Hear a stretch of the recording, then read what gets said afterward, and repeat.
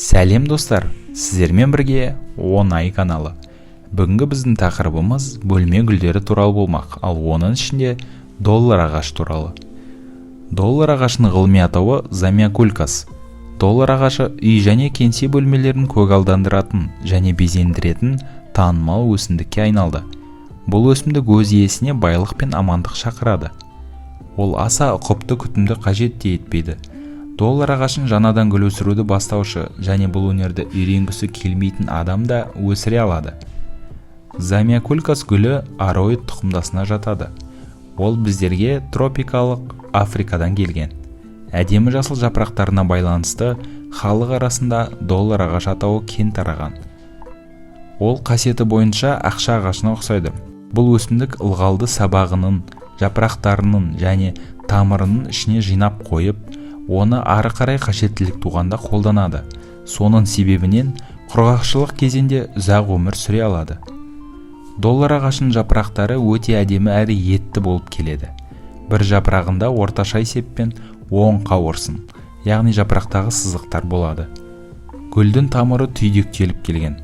Ағаштың биіктігі 1 метрді құрайды. Доллар ағашының ақша ағашының айырмашылығы ол гүлдеуі мүмкін. Бірақ та үй жағдайында өте сирек гүлдейді. Ал доллар ағашын қалай дұрыс күту керек? Доллар ағашы артық зейінді қажет етпейді. Бұл өсімдікке ең қолайлы орын шашыраңқы жарығы бар жер. Жазда доллар ағашы орналасқан құмыраны балконға немесе далаға қоюға да болады. Қыста терезе алдындағы тақтайға әйнекке жақын қойған жөн. Шектен тыс суару мен жарық жетіспеушілігі гүлге қауіп келтіреді. Жарық пен температура. Замиокулькас қазіргі өсімдіктер дүниесінің көнбіс және төзімді өкілі. Алайда гүл қалыпты өсуі үшін кей шарттарды орындаған жөн.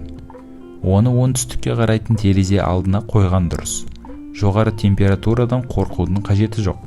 Далада ауа температурасы 30 градусты көрсетіп тұрса, доллар ағашы өзін жақсы сезінеді. Қыста бөлме температурасы 18 градустан төмен болмағаны жақсы. Төмен температураларда замиокулькастың ауырып қалуы әбден мүмкін. Гүл отырғызатын ыдыс пен топырақ қандай болмақ? Доллар ағашы өзін борпылдақ, жұмсақ және ауа жібермейтін топырақта жақсы сезінеді. Мұндай топырақ өсімдіктің тамырлы жүйесіне қажетті мөлшерде ылғал мен оттектің жетуін қамтамасыз етеді. Топырақтың борпылдақ болуына керамзит қоспасы көмектеседі. Тыңайту мен суару. Доллар ағашының үлкені де, жасы да тыңайту мен суаруды қажет етеді. Тыңайтуға ең қолайлы кезең наурыз айынан бастап күздің ортасына дейінгі уақыт. Егер ағаш өспесе, оған ылғал жетіспейтіндігін білдіреді. Бұл өсімдік үшін көп суару зиян болғандықтан, оны суарудың уақыты келгенін қайдан білеміз? Гүл орналасқан топырақ толықтай құрғап кеткен кезде суарыңыз. Суарған кезде топырақ түбіне дейін ылғал болғанын қадағалаңыз. Өсімдіктің белсенді өсу кезінде энергия көп мөлшерде жұмсалады. Сондықтан оны 2 аптада 1 рет тыңайтып тұрған дұрыс.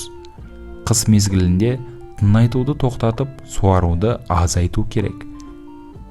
Осымен достар, бүгінгі біздің доллар ағаш туралы ақпаратымыз сіздерге пайдалы болды деген ойдамыз. Егер де видеомыз ұнаса, лайк басып, каналымызға тіркелуді ұмытпаңыздар. Сіздермен болған Оңай каналы.